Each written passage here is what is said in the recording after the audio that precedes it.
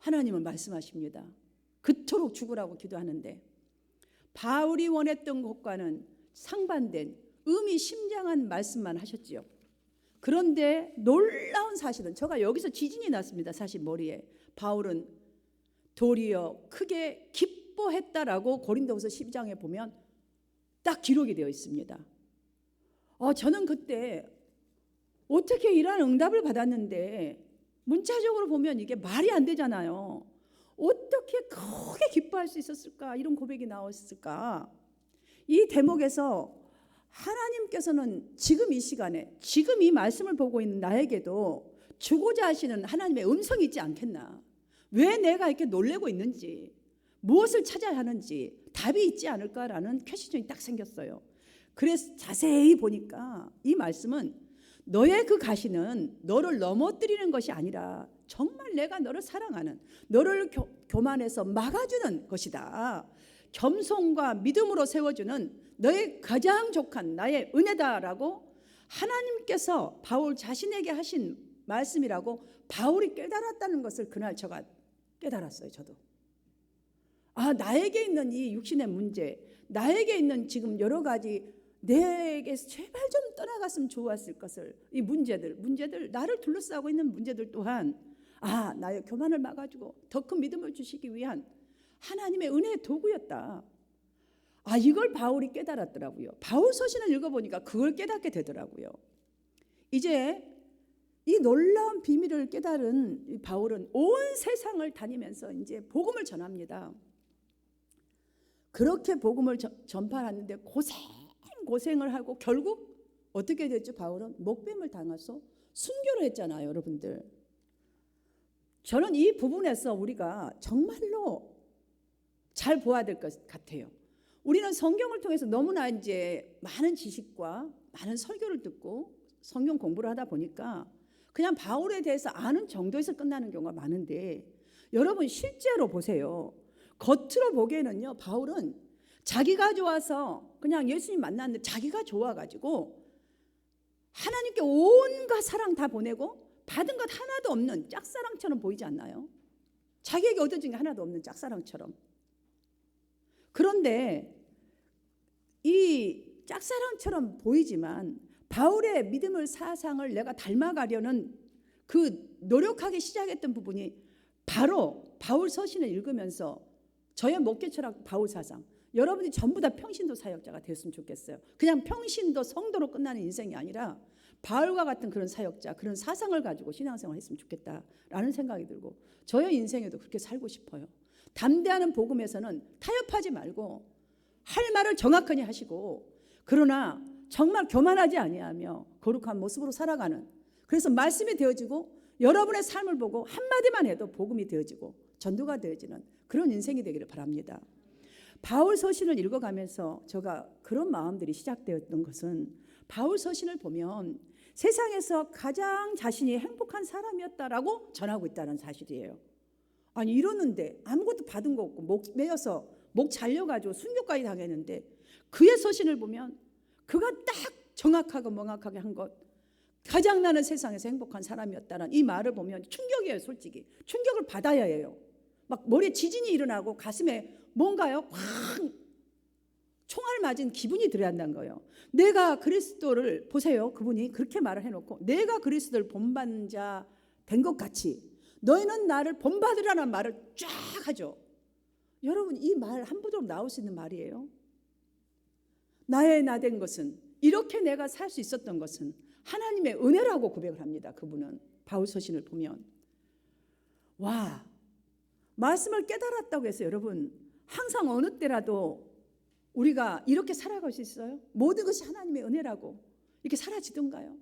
안 사라지더라고요. 저는 깨달았는데도, 눈물을 펑펑 쏟고 기도가 흘렸는데도 돌아서면 내가 나오더라고요.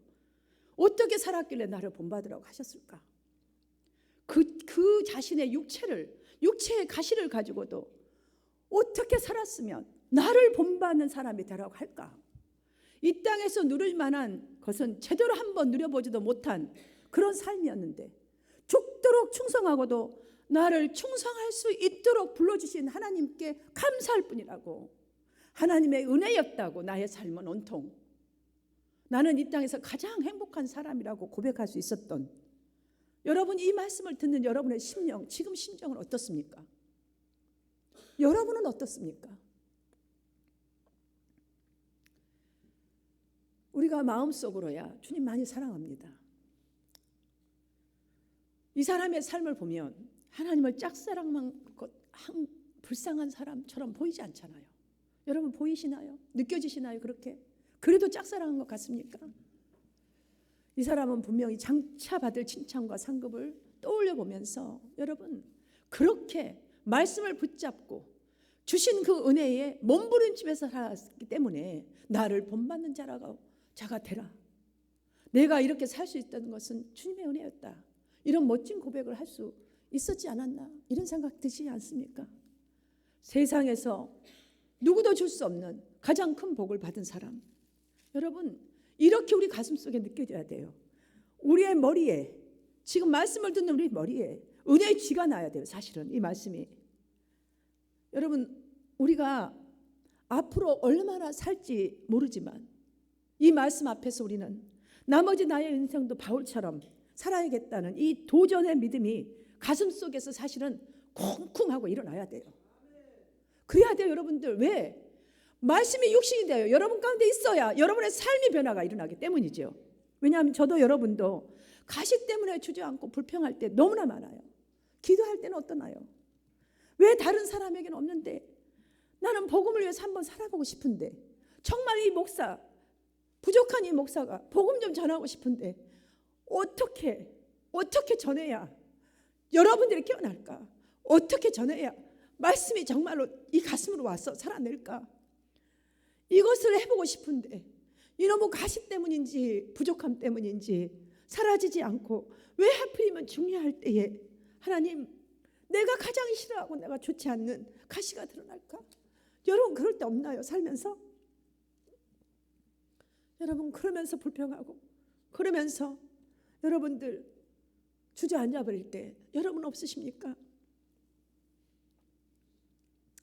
사명을 감당하기 힘들 때 여러분 계속 힘을 내라고 오늘 본문의 결과를 보면 주님의 위로하는 말씀이 우리에게 찾아옵니다. 오늘 본문은 사도 바울이 2차 전도 여행을 하던 중에 고린도에 있었던 일을 기록하고 있는 대목입니다. 바울은 빌립보와 이 데살로니가와 베레와와 이 아덴을 거쳐서 이제 고린도에 와서 회당에서 이 유대인들에게 예수는 그리스도시다. 예수는 살아계신 하나님이다. 예수가 바로 구약에서 말씀하셨던 주님이시다. 라고 이제 말씀에 설교를 하시죠. 6절을 보면 이 설교를 듣는데 저희가 대적하여 비방하거든. 유대인들이 들고 일어났다는 말이 한마디로 완전히 들고 일어난 거예요. 이게 무슨 말을 하는 거야? 막 속에서 막 부글부글 끓고 난리가 난 거죠. 7절을 보면 거기서 옮겨서 디도 유스도라 하는 사람의 집에 들어가 또 전도하는 일을 계속하였다라고 전합니다. 그리고 본문은 디도 유스도를 가리켜서 하나님을 경외하는 사람이라고 소개하고 있습니다. 여러분 이 소개들은요 그냥 소개가 아니에요. 잘 봐야 돼요. 이 소개는 소개의 목적이 있어요. 문자적인 의미보다 그 사람이 이방인이거나 혹은 개종하지 않는 유대인일 수도 있습니다. 그런데 자기 바로 옆집에 있는 유대인 회당을 다니면서 이제 하나님을 경외하는 정도, 예수 그리스도에 대해 아직 모르고 하나님을 경외하는 사람이라는 의미입니다. 바울이 전하는 이 예수 그리스도의 복음이 이 디도 유스도에게는 복음으로 이제 들려지기 시작한 겁니다. 복음으로. 그런데 하나님의 선택하신 나는 하나님의 백성이야 라고 자부하는 유대인들은 복음을 거부하면서 방해하는 것을 보고 그가 자기 집으로 바울을 모셔드렸다는 것입니다. 그런데 이 본문의 5절을 보면 아주 중요한 한 말씀이 나옵니다. 바울이 하나님의 말씀에 붙잡혀라는 이 말씀입니다. 이 말씀은 지금 무슨 말씀이냐면 목사이니까 이 말씀 연구해서 단어적이고 기계적인 말씀으로 전했다는 소리가 아니에요. 성령에 완벽하게 사로잡혀서 말씀에 온전히 사로잡혀서 예수가 그리스도라는 사실을 전했다라는 그 일에 아주 전념을 했다, 목숨을 걸었다라는 것을 우리에게 알려주고자 이 말씀을 기록한 것이에요. 그리고 6절로 보면 복음을 대적하고 비난하는 그 많은 무리들에게 바울이 어떻게 행동했느냐가 기록되어 있습니다. 옷을 탁 털면서 너희 핏값을 너희가 그대로 받을 것이다. 그러나 나는 깨끗하니라 라는 말을 하죠. 여러분, 복음 앞에서 얼마나 당당하고 목숨을 걸어버렸으면 이 정도 하겠어요. 복음을 배척한 유대인들, 고린도 그 유대인들에게는 이 말 심판이 대단하다는 걸 탁 말하면서 하나님의 말씀을 전적으로 의지하는 자에게서 나올 수 있는 그 힘을, 나는 깨끗하니라, 이 말씀을 정말로 믿어야 하느니라, 믿지 않으면 화가 임할 것이라 라고 말하는 거예요. 정말로 이 담대함을 보여주고 있는 이것을 우리가 꼭 이 시간에 붙들어야 할 줄을 믿습니다. 그렇습니다. 미친 짝사랑처럼 보여도 바울처럼 우리에게도 하나님의 말씀에 사로잡히는 은혜가 있어야 정말 주님, 나는 죄인입니다, 주님이 말씀하시고 주님이 나를 이끌어 가시지 아니하면 나는 아무것도 아닌, 정말 죽어서 땅으로 들어가고 나의 영혼도 죽어서 지옥에 갈 수밖에 없는 그러한 존재입니다.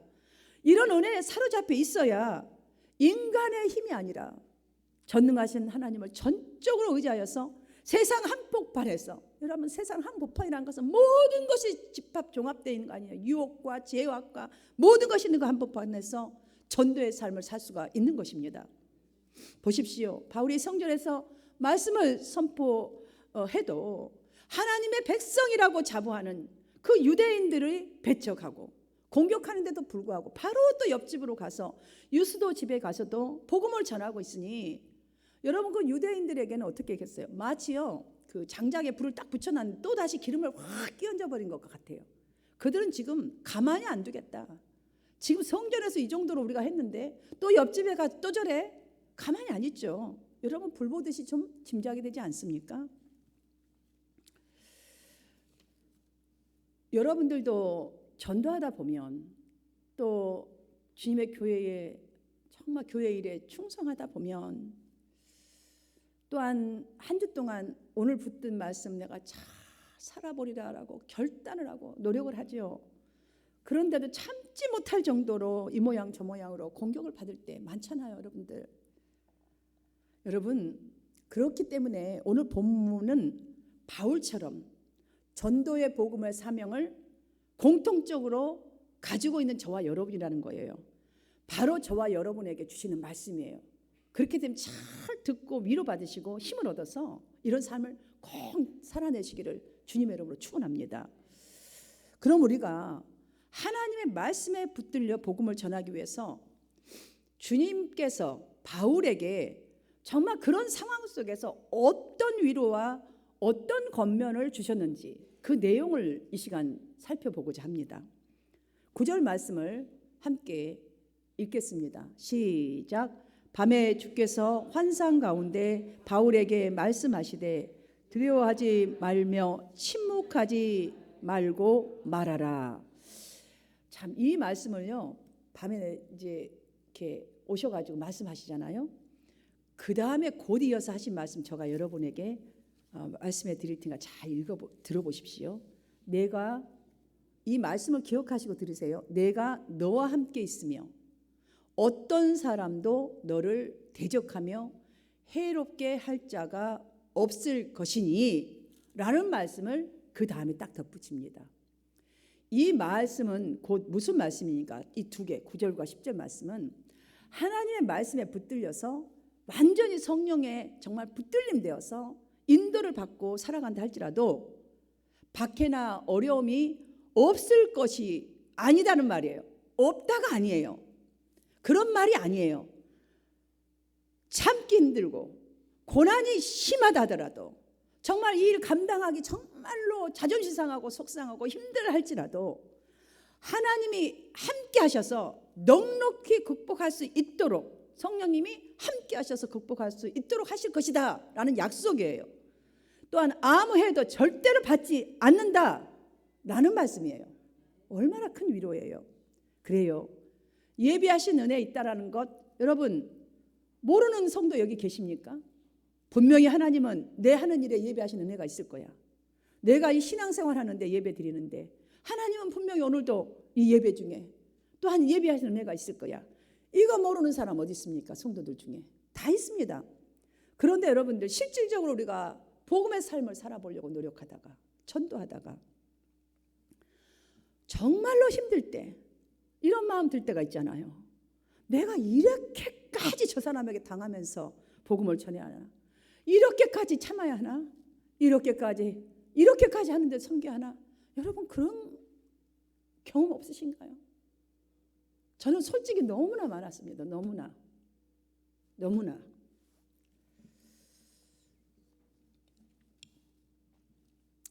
그러다 보면 그런 마음이 들면 하다 안 되면 저는 한 대까지 주님 했습니다. 이제 주님이 알아서 하시죠. 왜? 심고 물을 주는 건 나의 몫이지만 뭐 저분도 하고 우리도 하지만 열매 맺는 거 하나님 뜻이라면서요. 이거 우리 사용하잖아요. 야, 저가요 요즘에 깨달은 게 있어요. 한 가지가. 물론 요즘 시대에 복음 전하는 건 너무 힘들고 여러분 전도하는 건 너무 힘들어요. 하지만 여러분들 아무리 힘들고 아무리 어려워도 초대교회처럼 힘들까요? 초대교회 때 여러분 아시잖아요. 전도하려면 목숨을 걸어야 했잖아요. 초대교회 때는. 지금 목숨 걸고 우리 안 하잖아요. 우린 좀 내 한계선까지 하다가 넘어지고 주님이 이제 주님 앞에 막 맡기잖아요. 그 맡기는 건 너무 잘해요. 또 다른 건 잘 안 맡기면서 이제 나는 한 대까지 했으니까 주님이 알아서 해주세요. 그 맡기는 건 얼마나 선수처럼 잘하는지 몰라요. 저가 그렇더라고요. 아주 그럴 때는 아주 부드럽게 잘 맡기면서 마음을 편하게 가지려고 해요. 근데 돌아서면요 주님이 야, 너 그거 갖고 맡기고 그 정도 해놓고 맡기니? 초대교회가 딱 떠오르는 거예요. 사랑하는 여러분, 베드로, 요한, 바울 다 모두 유대인들 앞에서 목숨을 걸고 복음을 전했습니다. 예수 믿으면 그때 당시는 직장도 잘려버렸습니다. 누가 예수 믿겠어요? 요즘 날 예수 믿으면 직장 잘린다면 누가 믿겠어요? 요즘 그런 사실 없잖아요. 그런데 그러면 왜 목숨을 걸어야 하나?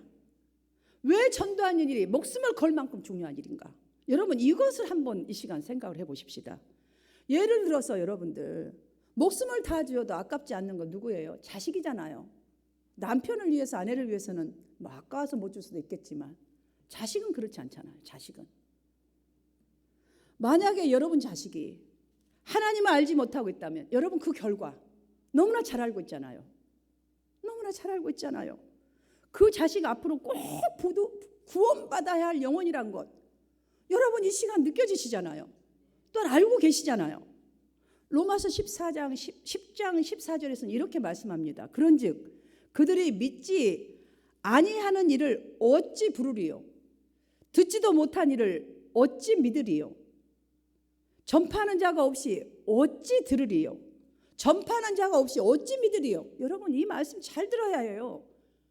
우리가 전하지 않고 있는데 내가 그런 삶도 안 살고 전도도 안 하는데 자식이 어찌 믿으리요? 어찌 할리요? 하나님 우리만 사랑하시나요? 지금 우리 주위에 널려있는 시험받아도 쓰러져 있고 세상 가운데 살아가면서 세상과 짝짓고 있는 이웃들 우리가 우연히 스쳐 지나가는 사람들 모두가 하나님도 다 사랑하십니다.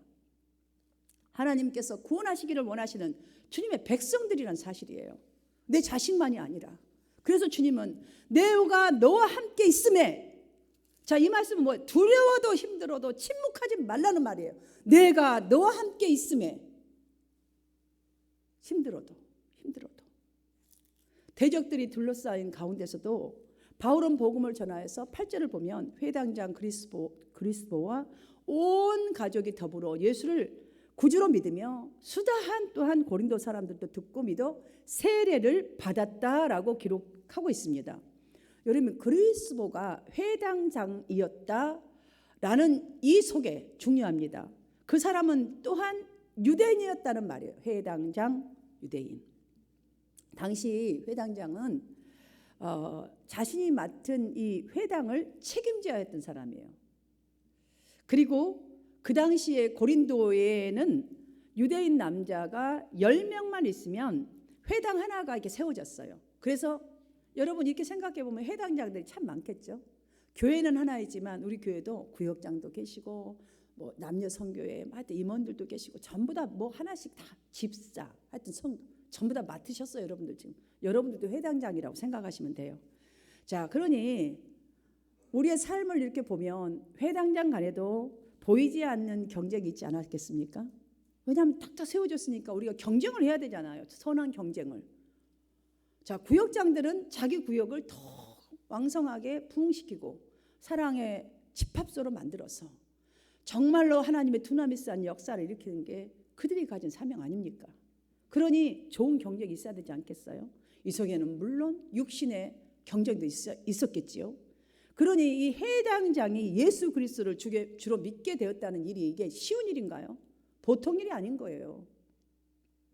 그의 온 집안이 그리스도를 믿게 되었고 고린도의 수많은 사람들이 정말 계속해서 주를 믿고 세례를 받는 역사, 그리스도이 되었다는 이 놀라운 역사가 여러분 그냥 될 수 있는 일이냐고요. 그런데 이 대적자들의 해방 가운데서 바울이 계속 복음을 전했고 지금 믿는 자들이 늘어났잖아요. 지금 이 놀라운 역사를 복음의 부흥을 목격하고 있는데 왜 하나님은 지금 주님은 찾아오셔서 두려워하지 말고 침묵하지 말고 지금 전하고 있는데 왜 또 침묵하지 말래요? 지금 목숨을 걸고 전하고 있는데 왜 두려워하지 말래요? 왜 이 말씀을 하셨을까요? 여러분 이 생각 안 드십니까? 복음을 전할 때에 많은 열매가 맺혔다고 해서 또다시 어려움과 고난이 없다는 것이 아니에요. 멈추지 않기 때문에 이 말씀을 하신 거예요.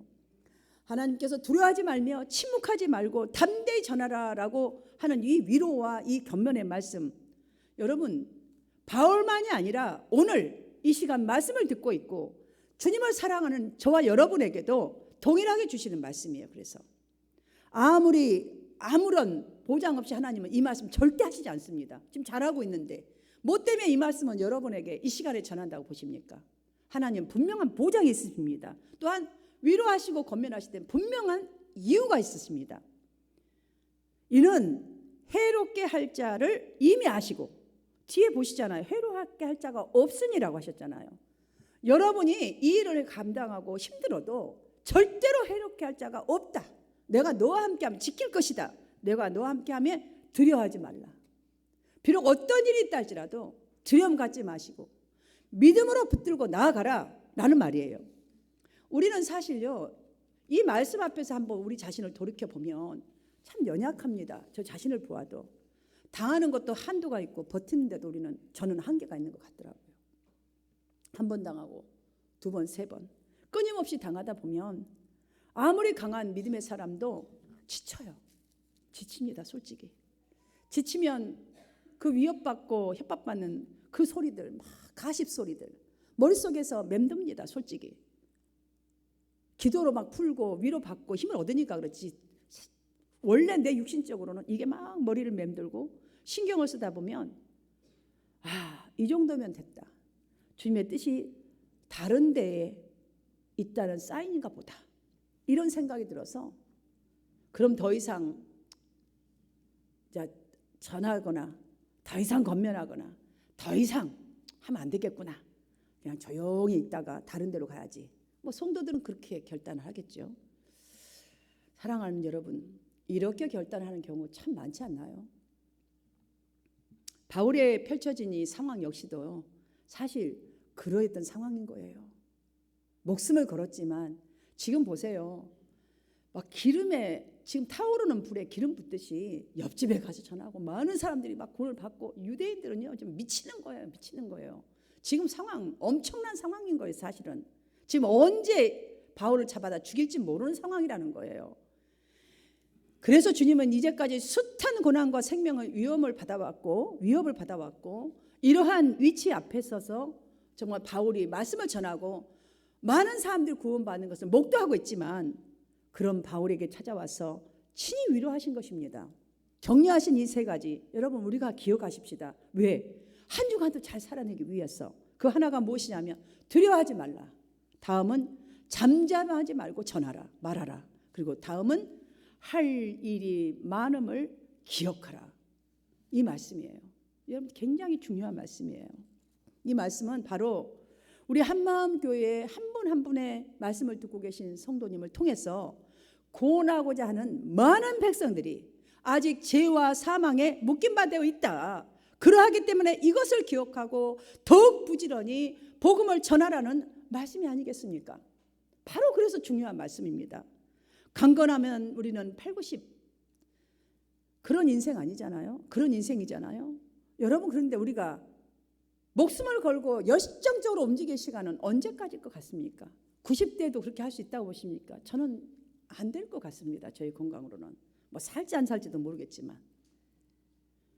이렇게 우리가 앞으로 지금 40, 50, 60, 70 여러분, 우리의 남은 생애 8, 90으로 볼 때에 뭐 100살까지도 봐도 괜찮습니다.